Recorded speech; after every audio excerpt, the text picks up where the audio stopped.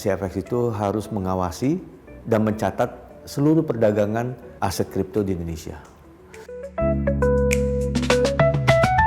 CFX itu kita mendapatkan izin dari Bapepti tahun 2023 bulan Juli.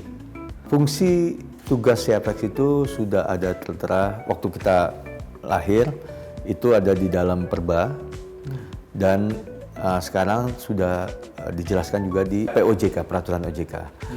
Yaitu pada intinya Pak, CFX itu harus mengawasi dan mencatat seluruh perdagangan aset kripto di Indonesia. Dengan fungsi pengawasan dan kita juga mencatat, sehingga kita juga harus memastikan bahwa perdagangan yang terjadi itu benar, transparan, dan berintegritas. Jadi nanti turunannya banyak Pak.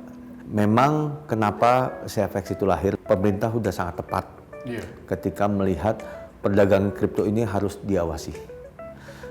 Ujung-ujungnya untuk mengamankan dana nasabah atau masyarakat. Kalau saya compare dengan bursa-bursa yang lain ya Pak, biasanya kan ada clearing, ada custodian. Betul. Itu bagaimana perannya? Ada juga Pak, jadi memang lembaga clearing di kripto ini sudah ada, namanya KKI, dan untuk kustodiannya yang bertanggung jawab untuk mengelola aset kriptonya itu ada di ICC. 3 lembaga inilah yang sudah mengkomplitkan ekosistem kripto di Indonesia. Bursa sebagai pengawas dan mencatat perdagangan, lembaga clearing KKI itu untuk yang fiatnya nasabah. Jadi 100% dana fiat nasabah kripto harus disimpan dan dikelola oleh KKI clearing. Begitupun juga aset kriptonya. Ini dikelola oleh ICC sebagai lembaga kustodiannya. Sehingga dengan tujuan untuk mengamankan baik itu aset fiat sama aset kriptonya nasabah itu bisa terwujud. Karena perdagangan kan masih di pedagang, masing-masing pedagang. Namun kalau dulu yang megang fiatnya juga megang asetnya itu juga di pedagang, sekarang udah ditarik ke lembaga-lembaga independen. Yang membuat berbeda sebetulnya selain dari jenis aset yang diperdagangkan, juga operasional di kripto ini 24 jam Pak. Kalau di pasar saham, pasar efek itu ada jam operasinya dan ada libur. Kalau lebaran itu libur, kita nggak ada. Kita 365 hari dalam setahun, 7 days a week, 24 jam berjalan. Jadi CFX juga begitu? Begitu. Karena marketnya 24 jam, kita harus mengawasi 24 jam, nggak boleh milih. Jadi Pak, kalau keadaannya begitu, atau role CFX seperti itu, apa tantangannya sebenarnya Pak selama ini?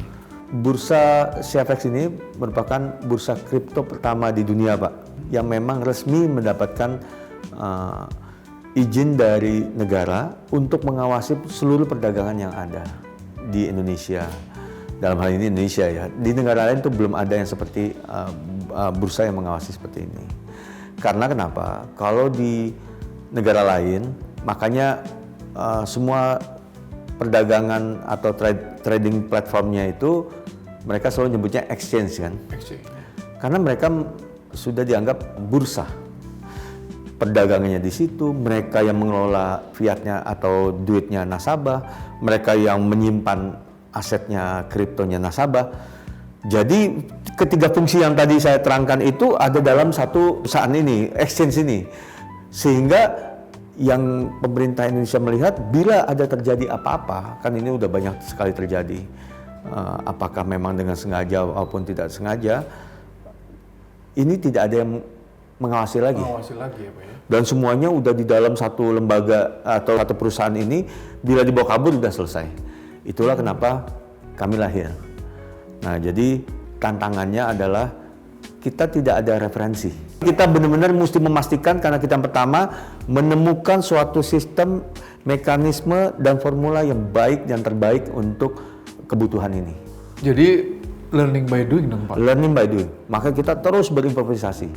Teknologi kita juga terus berevolusi. Strategic planningnya CFX sendiri ke depan gimana Pak? Mungkin untuk tahun ini dan 5 years.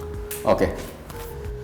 Kalau untuk yang tahun ini ya, yang terdekat adalah bagaimana kita fokus agar transisi apa yang sudah kita bangun dan dilahirkan dari Bapepti sudah mulus landing di OJK. Dan ini alhamdulillah sudah mulus Pak, kita udah soft landing di OJK dan pastinya kita banyak yang perlu pembenahan lagi dan atau perbaikan lagi mengenai regulasi-regulasi yang ada. Nah, tahun ini juga kita banyak fokus di literasi dan edukasi. Saat ini juga kita lagi fokus di masalah cyber security. Tahun kedepannya Pak, kita banyak pengembangan produk-produk. Baik itu tokenisasi, segala macam produk Pak. Kita akan coba agar marketnya lebih luas. Lalu dalam jangka waktu yang panjang, bagaimana Indonesia bisa menjadi regional hub. Dunia kripto ini kalau kita melihat persaingannya yang sebenarnya itu bukannya antar pedagang di dalam Indonesia, tapi market Indonesia dengan global. Karena membeli misalkan let's say Bitcoin, bisa beli di Indonesia atau orang juga bisa beli di Amerika, bisa beli di Hong Kong, bisa beli di macam-macam. Bagaimana kita mengattract supaya baik itu investor Indonesia maupun investor luar negeri meramaikan market di Indonesia, pasar Indonesia, itu tugasnya.